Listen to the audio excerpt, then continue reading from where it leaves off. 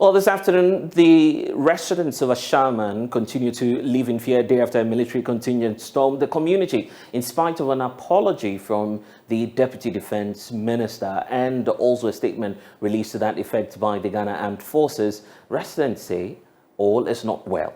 My colleague Samuel Kojo-Brace has been to the community and now reports.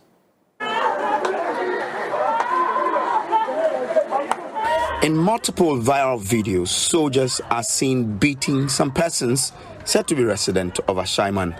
In one of such videos, 5 persons are lying in a pool of water. A soldier with a gun hanging around his waist wields a stick and walks around them. One of the persons in the water attempts to rise up and is immediately hit with a stick.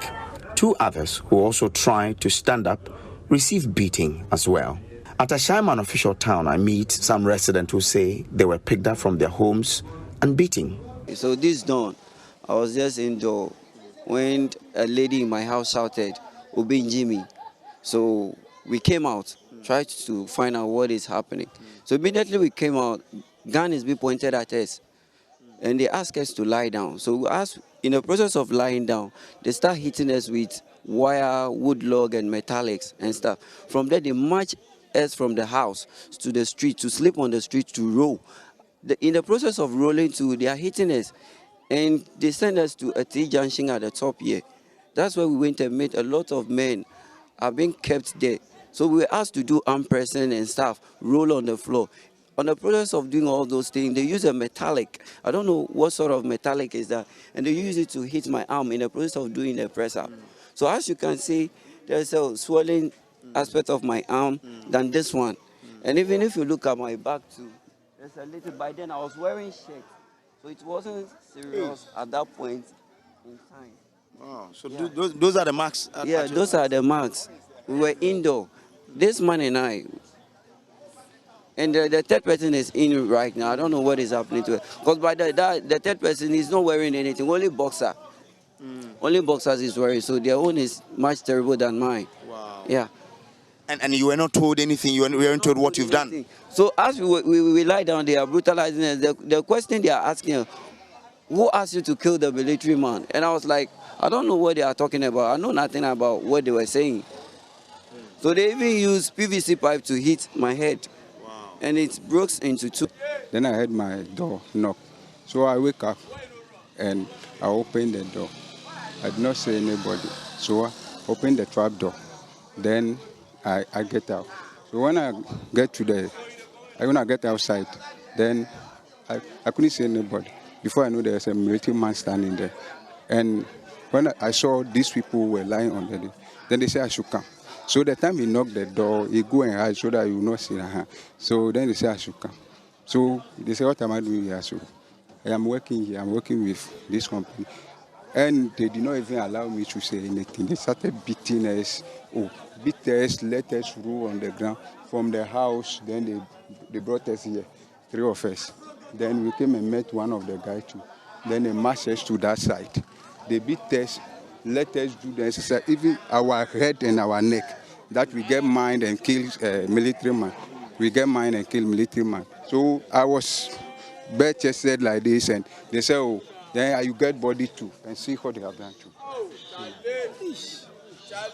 If I remove this visual, my head and my neck off.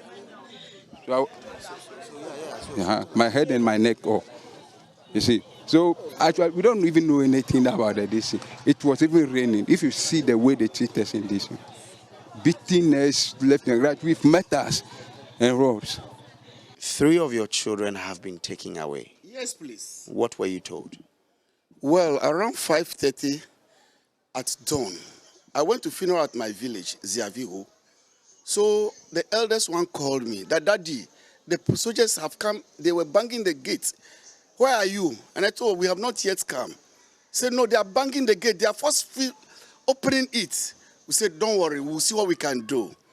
Just before then, he said, they have entered the house. They have gotten into my room.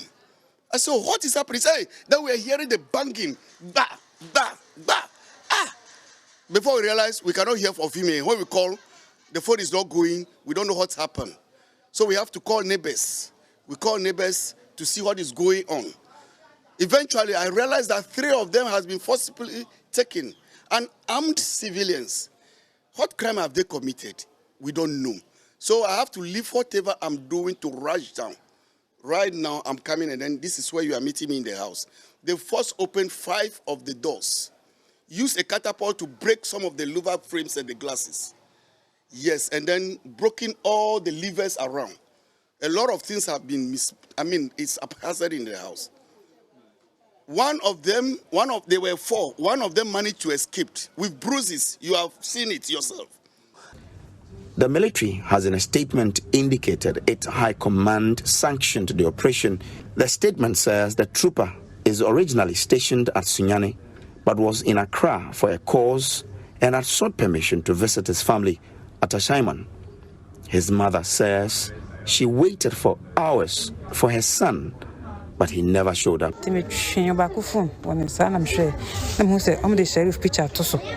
saw the picture, I knew it was my son. So I shouted and started demanding answers. I was asked to calm down. I was later told he had been killed at Ashaiman. It was difficult for me because he is a calm person. I cried for several hours. I later heard he struggled with them and knocked on doors, asking for help, but got no help. I am told he kept shouting that he is not a thief, but they didn't leave him alone, and no one helped him.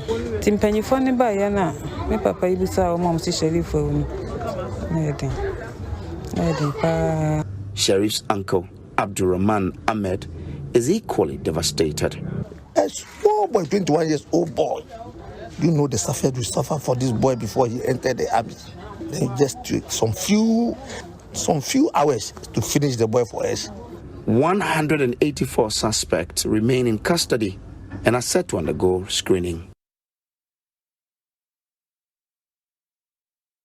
The unfortunate event there. The military has been justifying its actions, indicating that it was sanctioned and intelligence-led. Let's get to details of what is being said by the Ghana Armed Forces. The forces states categorically that the military operation, which was sanctioned by the military high command, was not to avenge the killing of the soldier, but rather to fish out the perpetrators of this heinous crime. It continues to indicate that the military picked up about 184 suspects aged between 21 and 47 years and have since handed them over to the military police. They will subsequently be sent to the Ghana Police Service for screening and for further action.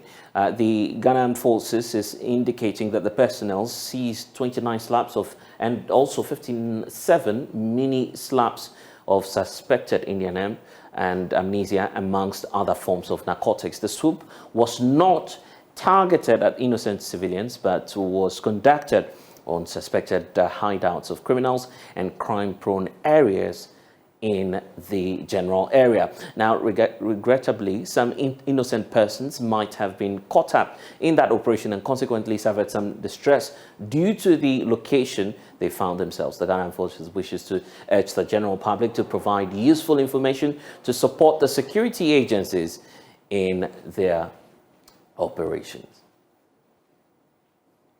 Also, details there by the Ghana Armed Forces. I want to bring in now MP for the area, Ernest Nogwe. Last night, you indicated that you are still on the lookout for some of your constituents who have been picked up. I want to get some updates on that. Have you been able to establish connection with them?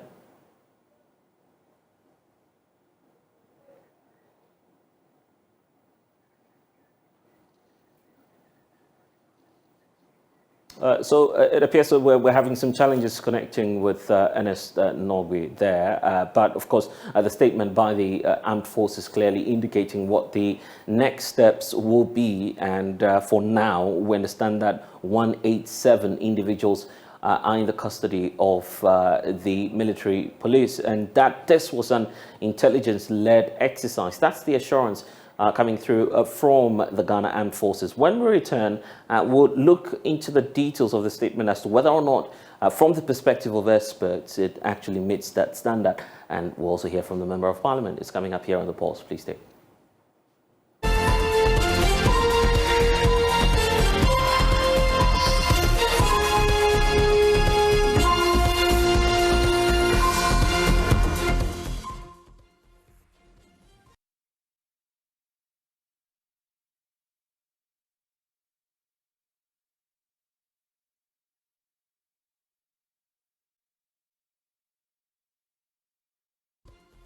And apologies there, we're unable to connect with the MP for the area. We'll definitely get that for you in our subsequent bulletins. But for now, let's talk about the boundary disputes and mechanisms being put in place to seal them. The Ghana Boundary Commission, together with our neighboring partners in Burkina Faso, have held meetings that will seek to restore and settle all differences in terms of the boundaries between Ghana and neighboring Burkina Faso. My colleague Maxwell Ababa reports from Ouagadougou. Meeting between the two countries was at Paga in 2021. At the end of the latest two-day meeting, Ghana and Burkina Faso also agreed to develop a new boundary pillars document of the reaffirmed boundary line in English and French versions. The two parties also agreed to embark on a sensitization of border communities during and after the reaffirmation exercise. Lieutenant Colonel Evelyn Asamoah read the key decisions taken by the two countries. To establish a joint technical committee and subcommittees to work on the reaffirmation of the common land boundary. 2. To compile and share existing legacy documents of boundary pillars between the two parties. 3. To conduct joint reconnaissance along the common international boundary line as part of the reaffirmation. 4. To reconstruct all destroyed boundary pillars along the international boundary. 5. To produce a map of existing and reconstructed pillars.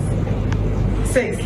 To develop a new boundary pillar document of the reaffirmed boundary line in English and French versions. National Coordinator of the Ghana Boundary Commission, Major General Imanokotia, said the reaffirmation exercise and the subsequent sensitization of the local communities will help prevent boundary disputes. And there are a lot of advantages in doing this. One, to prevent a lot of boundary disputes. We need to understand that the local communities along the boundary lines of Ghana and Burkina Faso are not aware of where the markings are because the markings are very far. But with the reaffirmation, which will be done alongside with sensitization, the people will get an understanding of where the international boundary line is, and that will prevent a lot of disputes. It will give clarity to where Ghana and Burkina Faso boundary is. We are envisaging that we will be setting up a technical committee that will effectively undertake the implementation of the decisions that are being taken. Permanent Secretary of the National Boundary Commission of Burkina Faso, Salamatu Bdabao, says both countries will work together to ensure what has been agreed on paper is achieved. GIZ, through the African Union Border Program, provided funding for the meeting. Major General Imanokotia appealed to GIZ to consider the possibility of funding the reaffirmation exercise under the framework of the African Union Border Program. ECOWAS Component Manager GIZ African Union Border Program, Dr. Sanu Bakari, says reaffirmation exercises are very important in preventing disputes. This program was established since 2007 as a structural means to prevent conflict across African continent. You know, since Berlin Conference, the almost 80,000 of African borders are not well defined. And the fact that the boundaries are not well defined creates a lot of problems. You know, when you don't know the border, you cannot patrol the borders. Yeah. So that's why we are really supporting this program, so that we can prevent conflict and also support the two governments to come up with clean the limitation of their borderlands. Civil society organizations were also represented at the meeting. Paul Abraham Mensah, Programs Manager at CDD Ghana, lauded the efforts of the boundary commissions of the two countries. Permanent Secretary of the National Boundary Commission of Burkina Faso, Salamatu Bdabao, says both countries will work together to ensure what has been agreed on paper is achieved. Heads of the Ghana Boundary Commission and the Boundary Commission of Burkina Faso signed in exchange the declaration after the two-day meeting. Major General Imanokotia presented a plaque to the head of the Burkina Faso Boundary Commission. And you're welcome back to The Pulse. We have not borrowed recklessly. That's the position of President Akufo-Addo as he wades into the criticisms against his government for mismanaging the economy. The president today delivered the State of the Nation address. There are legitimate questions being asked about how the country's debt situation got to where it is. Mr. Speaker, let me state emphatically that we have not been reckless in borrowing and in spending.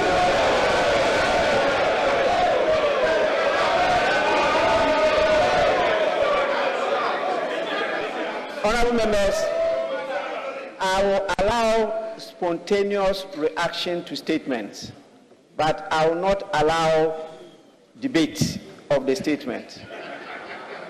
Your Excellency, you may proceed. It is worth noting that the debts we're serving were not only contracted during the period of this administration. Mr. Speaker, we have spent money on things that are urgent, to build roads and bridges and schools, to train our young people and equip them to face a competitive world. Considering the amount of work that still needs to be done on the state of our roads, the bridges that have to be built, considering the number of classrooms that need to be built, the furniture and equipment needs at all stages of education, considering the number of children who should be in school and are not, considering the number of towns and villages that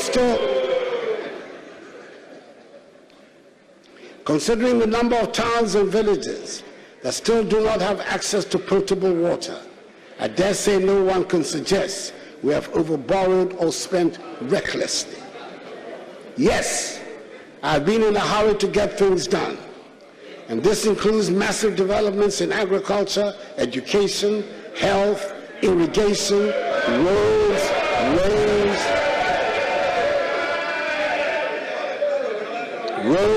rails, ports, airports, sea defense, digitization,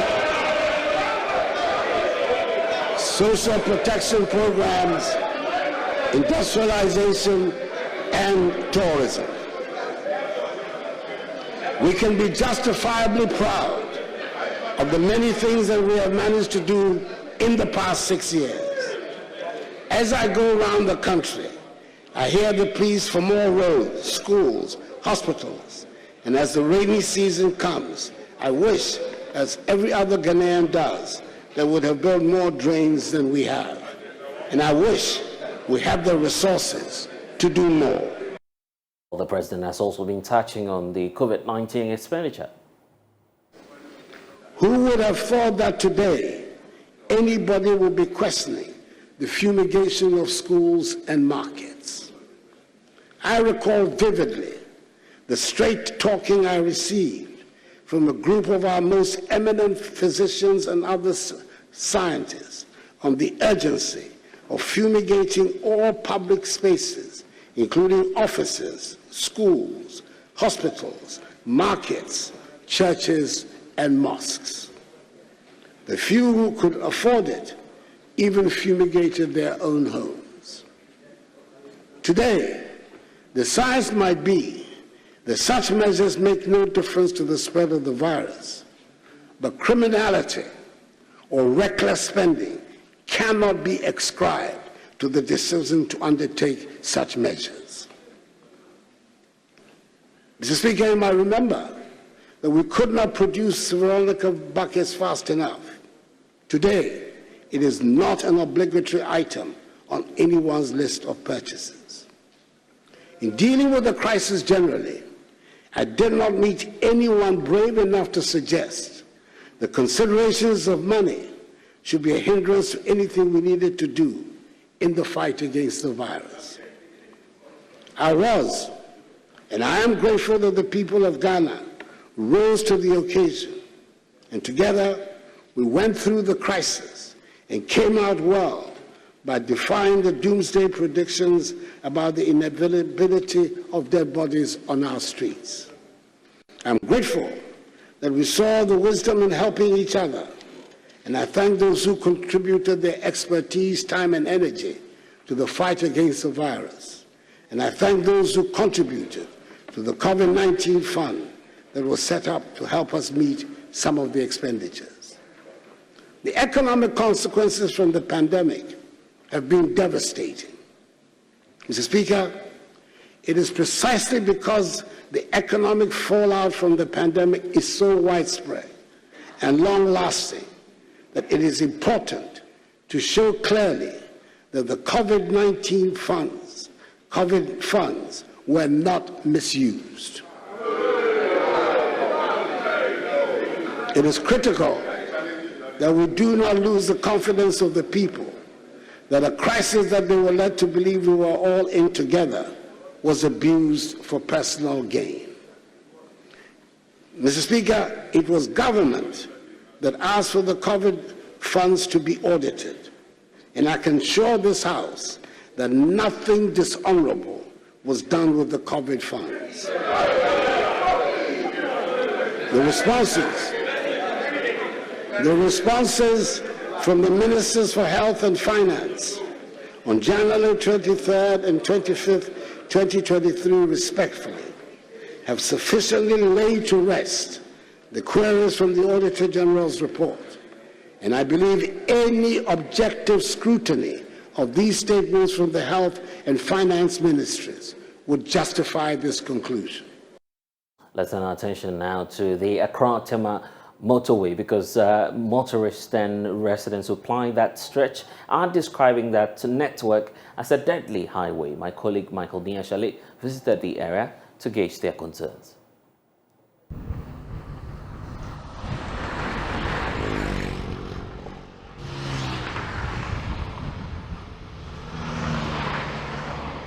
The Accra-Tema stretch of the N1 highway, also known as the Accra-Tema Motorway, is a crucial link for Ghana and the West African sub-region.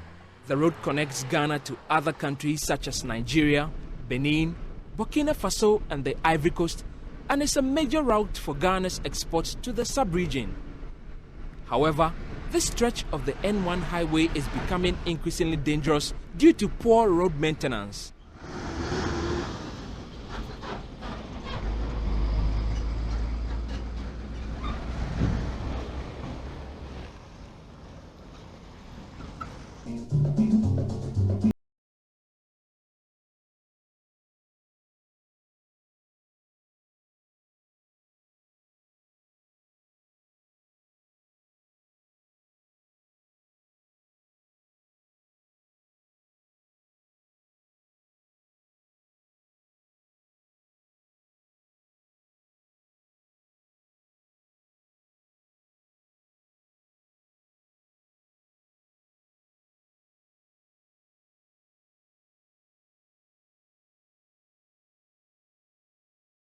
Riddled with gaping potholes, and drivers are fed up. More than this. The trap is too much. You have to really come and construct the road. It's a death trap. Right. Because look at it, you can't call this. You can't call these potholes. So you can't call these potholes, and we pay a tax, so they have to come and resolve it for us. The motorway is notoriously known for some of the heart-wrenching accidents in the country, and the road is getting more dangerous by the day. My name is Noah Tekpe. The road is very, very bad. We are suffering in this road because they are not doing the maintenance. I'm passing here every day. The potholes and the things is very bad. So we are begging the president so that they fix the road for we. We are suffering in this motorway. The speed limit on the motorway is 100 kilometers per hour. With the potholes, drivers are forced to slow down to avoid destroying their vehicles. In the process, they create congestion on the road. Charlie, the traffic is too much on the motorway. Right, yeah. No, there's a lot of potholes on the way, so you have to do something about it. These potholes are not only an inconvenience for drivers, but for passengers as well.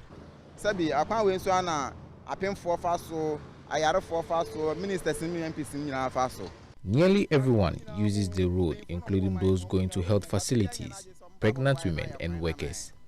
So, now from here to Accra, so bad. waste problem. The road is terrible. I sometimes have waist pains.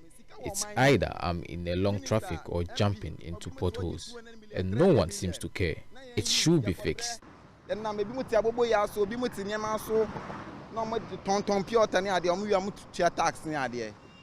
end of the day, you won't benefit also. At night, the motorway is plunged into total darkness.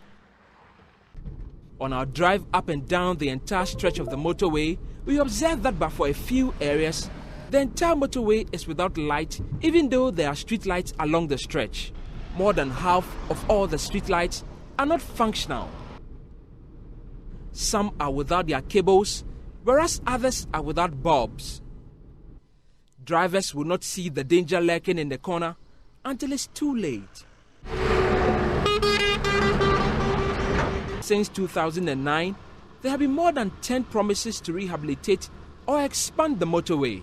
From Amidu Amin Sulemana, we have to do an engineering studies on the road and see possibly what it will cost. And the public-private partnership, there are a lot of things studies that you must do. To former roads minister Joe Gidisu and even former President John Dramani Mahama. If we achieve a huge expansion of Tema Port and we have a constraint of the roads leading to the port, then we would virtually have done nothing.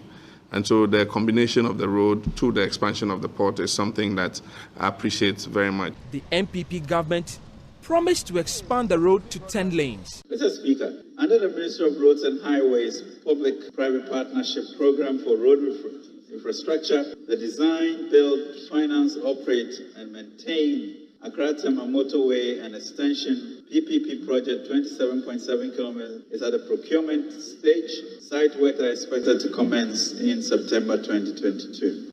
Kwesi Amwakwata, under the Akufo-Addo-led government, said the reconstruction was going to start in November 2021. Any moment from now, because we are at the concluding end of it, and we are going to turn the motorway into 6 lanes. We are going to have almost 4 interchanges on it, and if you add other service lanes and slip roads, some areas will go up to 10 lanes. It didn't. He promised the reconstruction will commence August 2022. Those who do not know what is happening here should keep quiet. Those who do not know what is happening here should keep quiet, okay? And we are starting, this year. Again, they missed that. Now, it is uncertain when the reconstruction will start. There have been attempts in the past to fix portions of the express highway. Although the motorway was made with concrete slabs, bitumen was used to patch some of the potholes. And the fixing should be permanent fixing, not something temporary. Okay, it's fixed today, the next time it develops another potholes again. Sadly, these temporary fixes have only worsened the problem. The bitumen patches are now looking like corrugated sheets because of pressure from the vehicles and the heat from the blazing sun. And vehicles can't help but wiggle.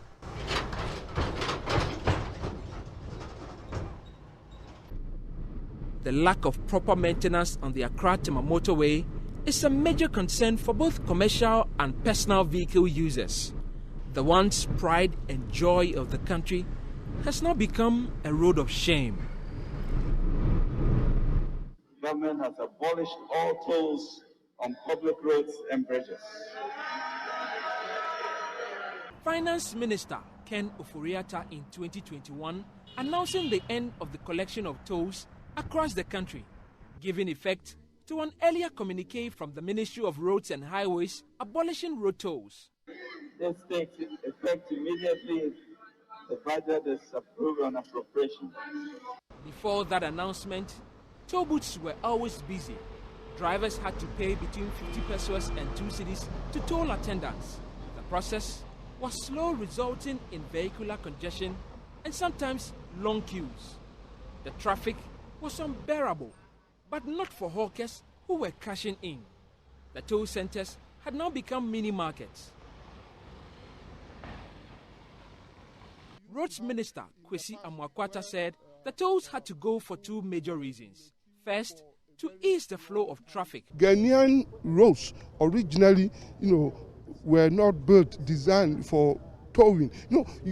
You have a single carriageway. With 2 lanes. Then in the middle, you put a toll booth. What are you doing? Both sides. You are creating artificial queues, and people were in queues, for between 1 hour to 4 hours. You get to the toll point, and you pay 50 pesos. 50 pesos. And then, for a more controversial reason, the e-levy bill, which was yet to be passed at the time. The government, in its wisdom, has proposed the passage of the e-levy, to bring in more revenue to build the road infrastructure of our country.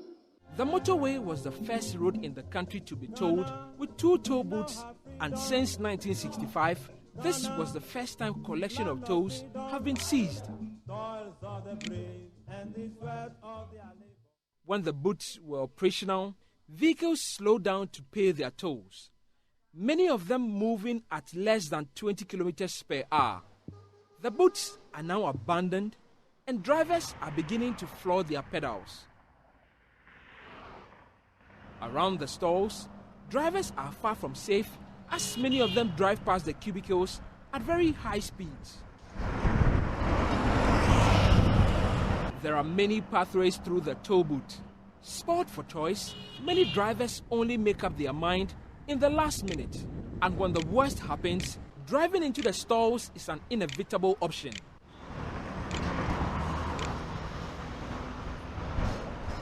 I always run from Accra to Tema more times. Bright regularly uses the motorway.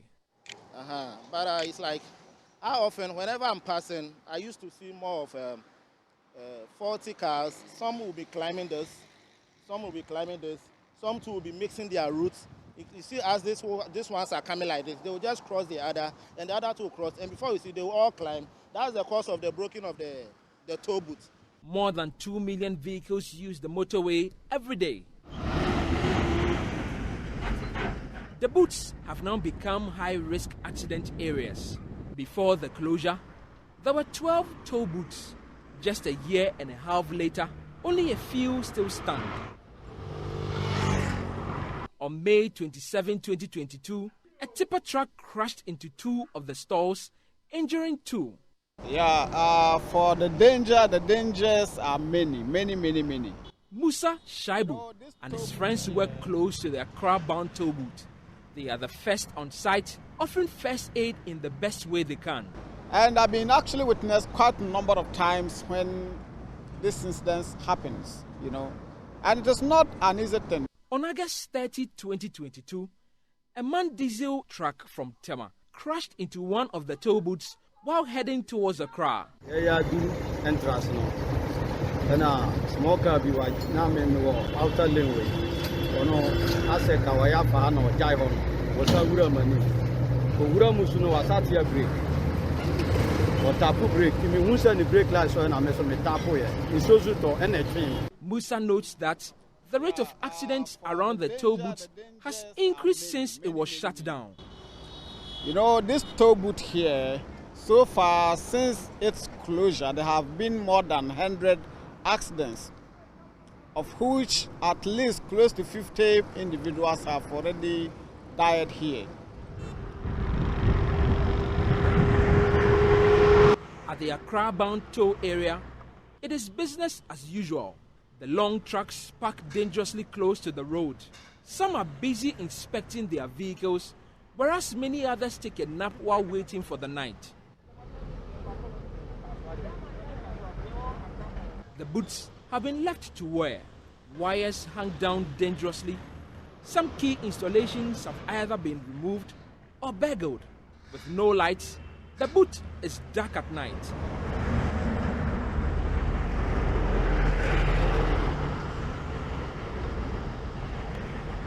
The stalls now serve as shelter for many who seek it. I sleep inside the two booths. Which of them? The second room. For how long now? for about 2 months now. At the Tema-bound toll area, we met James Edu Nuyama. It appears James is not alone. We found many more people taking shelter in and around the booth. As an express motorway, the number of U-turns were restricted. But over the years, many illegal U-turns have sprung up. It is a common feature along the entire stretch of the motorway. Motorcycle riders and vehicles alike. At the Tema-bound toll booth, we found one of such illegal passages. A man guards the pathway, waiting for customers. The drivers will only be allowed when they have given something.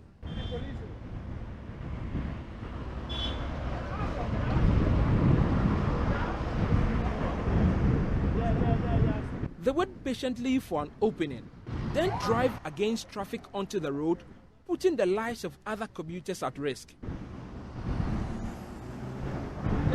Not one, not two, but many people use that route.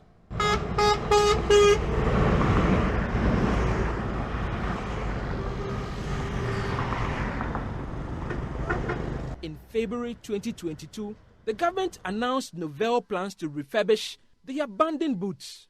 We have come out with a lot of suggestions.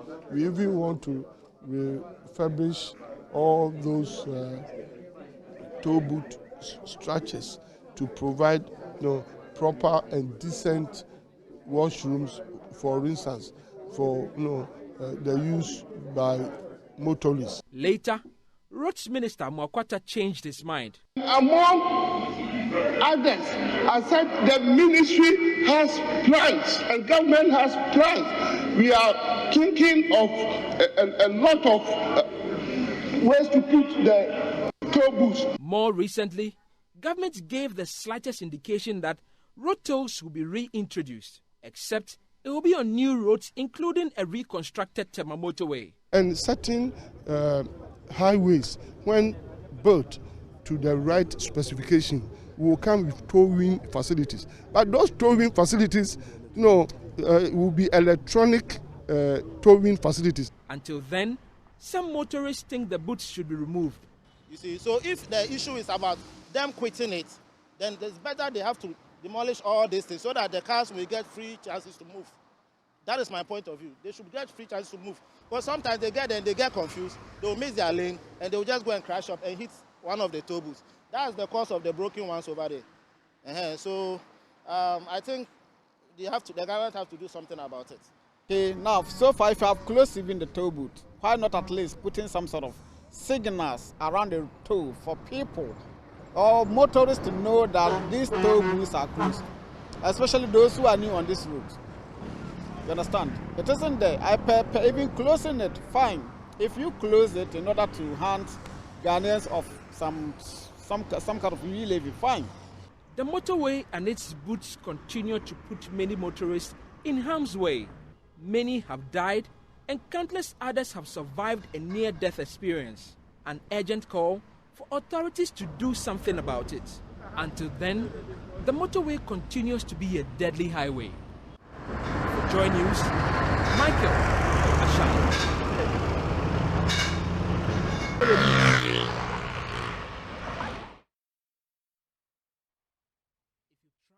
And you might want to check out more on our of course, our Ghana Month series there for you.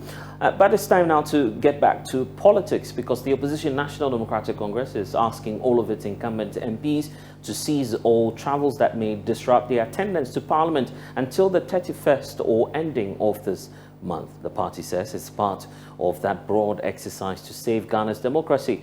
The NDC is indicating that this will be as part of the party's measures to check against the CI, which is the constitutional instrument being laid by the EC that will make the Ghana card the sole document for registering prospective voters. I want to bring in now the General Secretary of the Opposition National Democratic Congress, Fifi Kwete. He's joining us via Zoom. Thank you, sir, for your time here on the Pulse.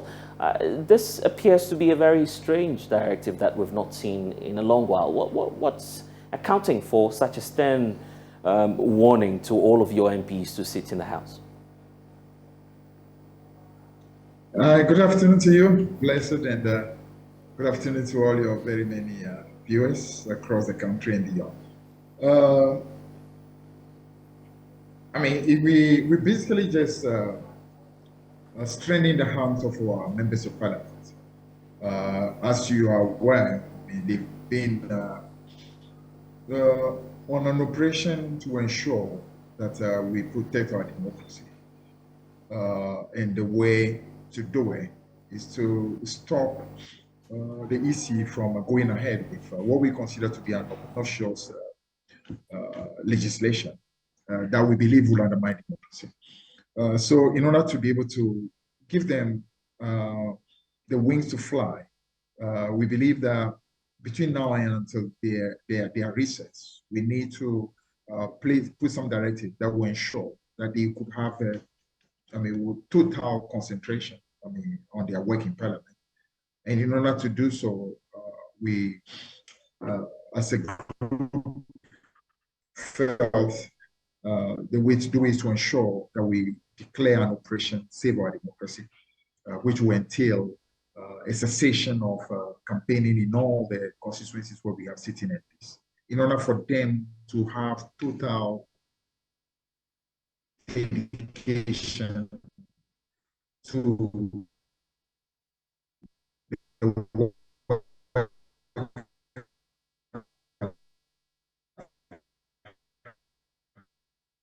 Hello, Honorable. It appears that we're having some challenges there. If you could just take that point for us. But you do know as well that your MPs, some of them are seeking re-election.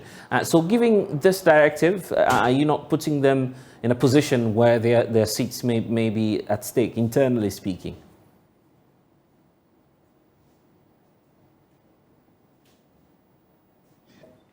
Remember that the MPs will be on recess at the end of this month, and will not be back until after we are through with the presidential and parliamentary primaries.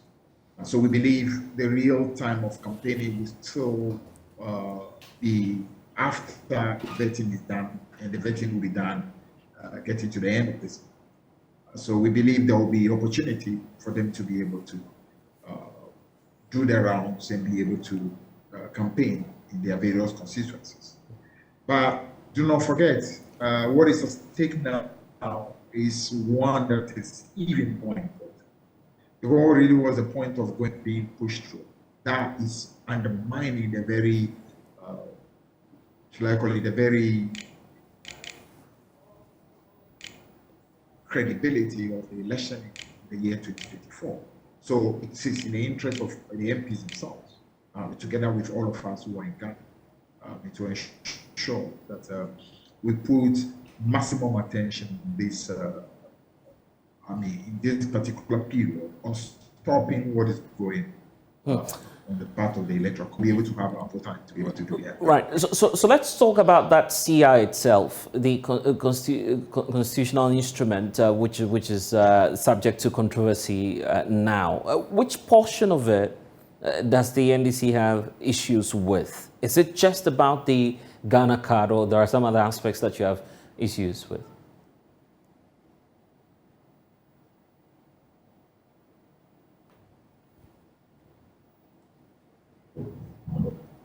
Yeah, I would think you've had an ample opportunity. Honorable Fifi Kwete, it appears we're having some challenge hearing you.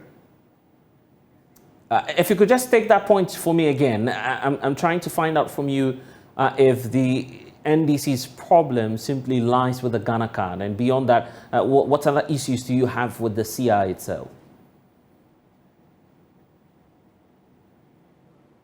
Saying that we've had opportunity to listen to a lot of our members of parliament who have articulated these issues again and again. Our position stands really behind those same positions that they have articulated. We believe that especially for our younger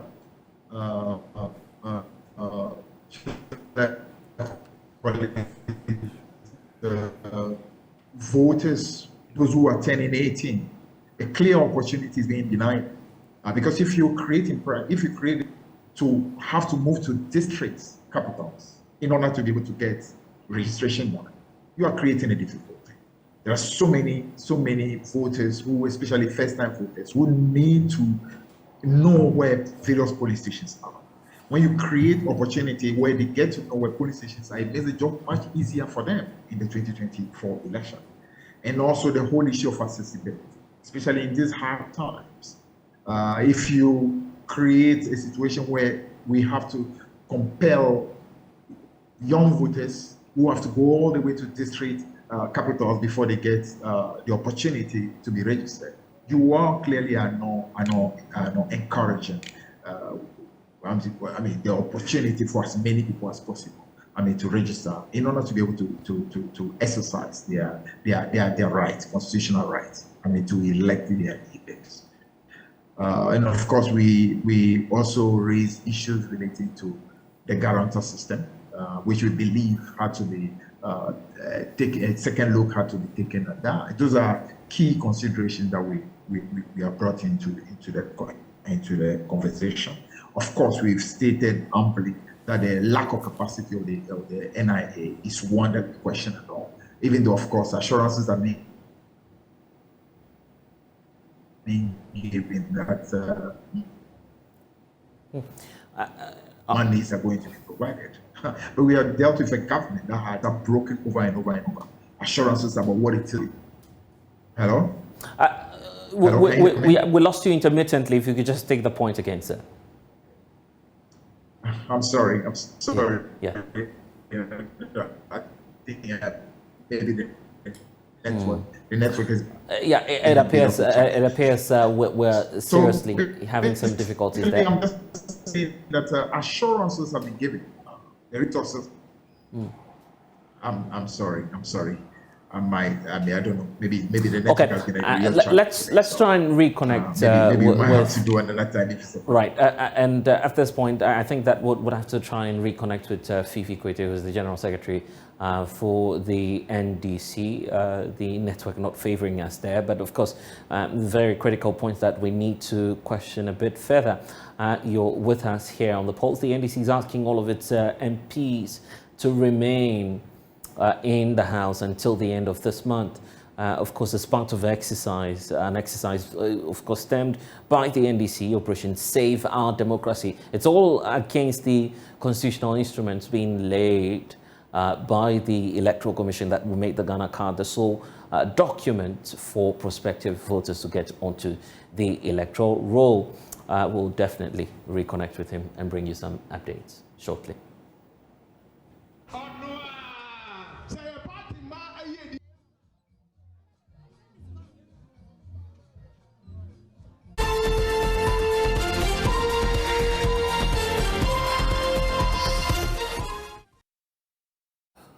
Well, apologies for the technical hitches there. We'll definitely rectify the lines and try and get you updates in our subsequent bulletins. But for now, let's talk about security, because over 1,000 military personnel will be hosted here in Accra and in Cote d'Ivoire as part of Operation Flintlock. It's been spearheaded by the US Africa Command and the UK government. There's more in this report.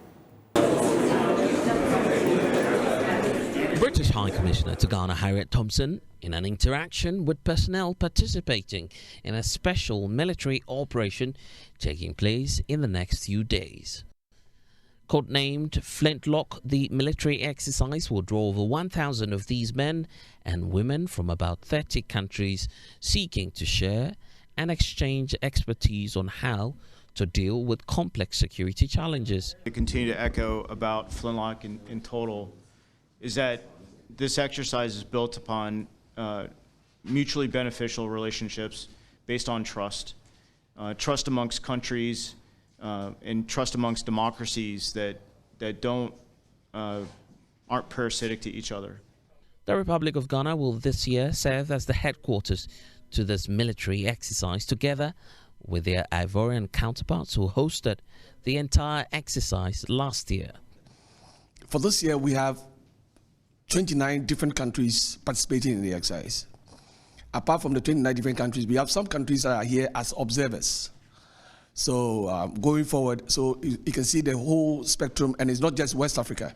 It's a global thing. I mean, there's a time not to just think about yourself, because if it attacks you, it attacks everybody. Spearheaded by the U.S. Special Operations Command Africa and the United Kingdom government, Flintlock intends to also strengthen the ability of key partners in the region to counter violent extremist organizations. The UK High Commissioner to Ghana, Harriet Thompson, believes this will present an immense opportunity to participating countries. It's a huge opportunity. I mean, first of all, it's a huge exercise with 29 different countries taking part, 1,300 troops involved. There's huge opportunity for them to learn from each other as we undergo this exercise, and that's the point of the exercise. We're very confident that things will go wrong along the way. There'll be an enormous number of lessons to be learned, and by having countries working side by side alongside each other, they will really understand how their counterparts in different countries do things. They'll learn some from people with tremendous experience of managing this sort of operation,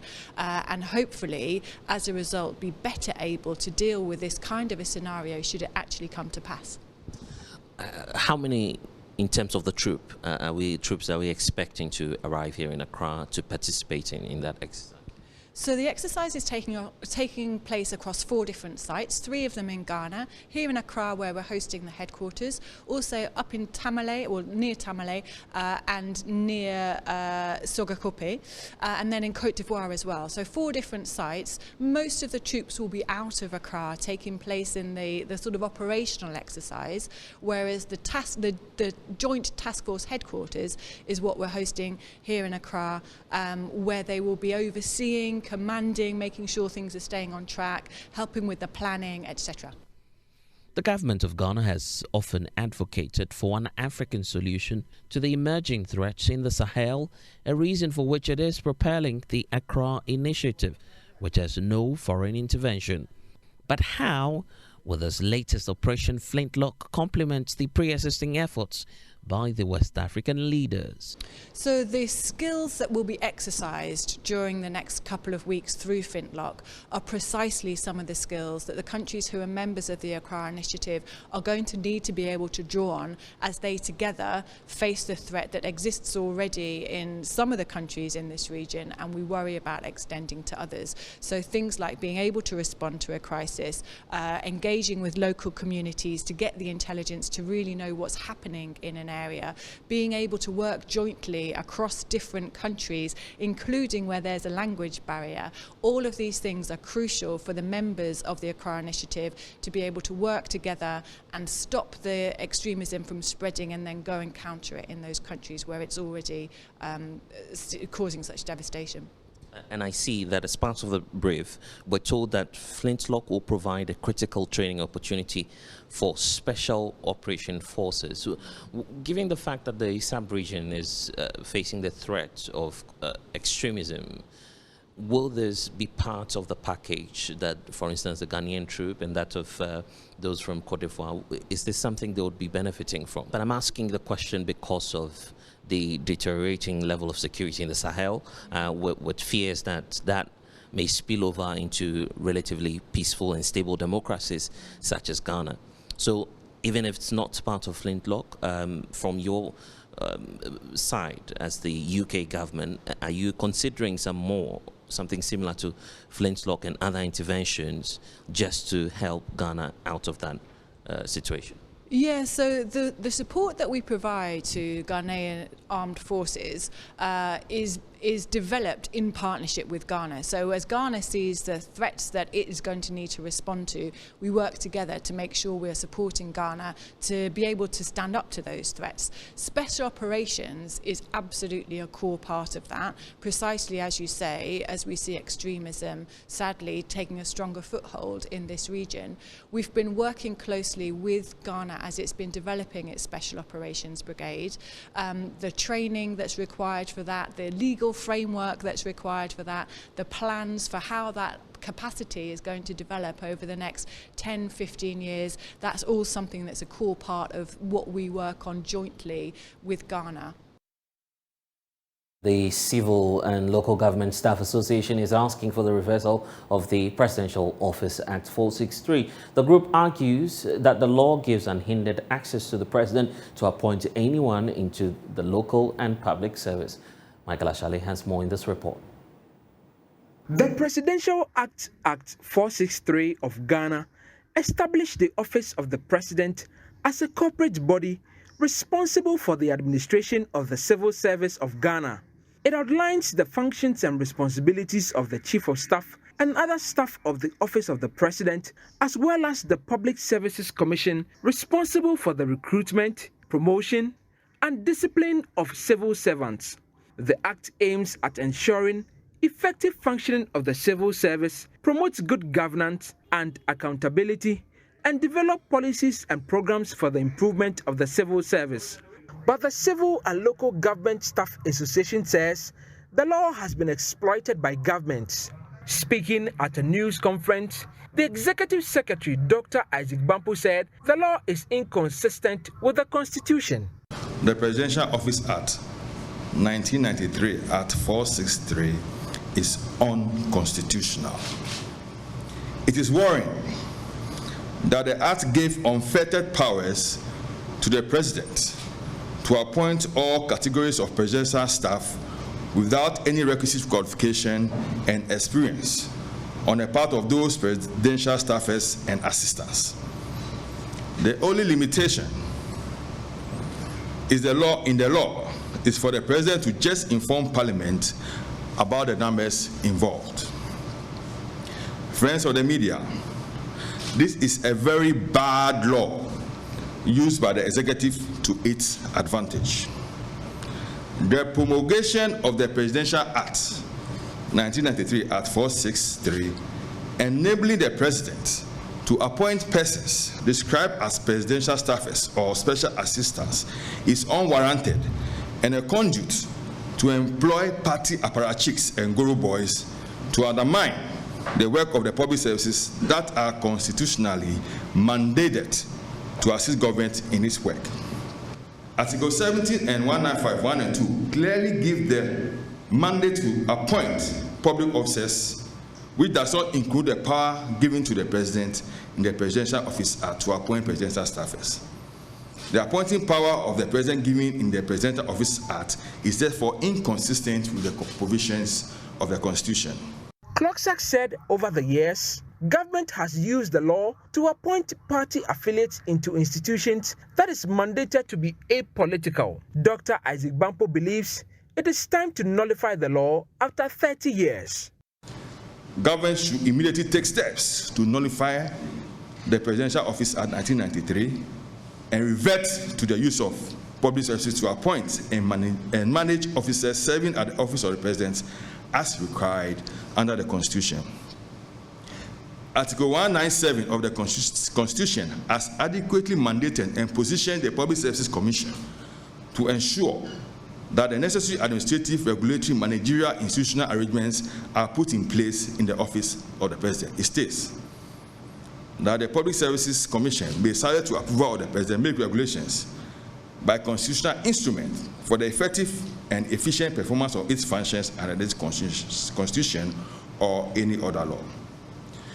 The Public Services Commission should take steps to come out with the constitutional instrument to regulate the public services, including the office of the President. The group says it will not hesitate to hit the streets if government fails to take steps to expunge the law. So we are setting the public agenda is for me and you to be aware that this is the cost of our woes. The next move we'll do is that we'll be collecting signatures all over the country. And then from there, don't be surprised if it moves to demonstrations. For JoyNews, Michael Ashaiman. And let's take you up north because the Wa District Health Directorate is raising concerns about the lack of electricity and water in most facilities within the community. Rafiq Salam has more in this report. The district in terms of land size is the biggest in the Upper West region. The district has a total population of a little over 98,226 communities, placing second fiddle to the one municipality. It has 58 health facilities that includes 45 functional CHIPS compounds, 9 health centers, 2 private health facilities, and 1 district hospital. Speaking at the Warwest District Annual Health Sector Performance Review Conference, Warwest District Director of Health Services, Cecilia Kakaraba, disclosed that the district chalked major successes under the year in review. Key among them is the 0 cases of maternal deaths, reduction in home deliveries, and teenage pregnancies. We recorded 0 maternal deaths in the year under review.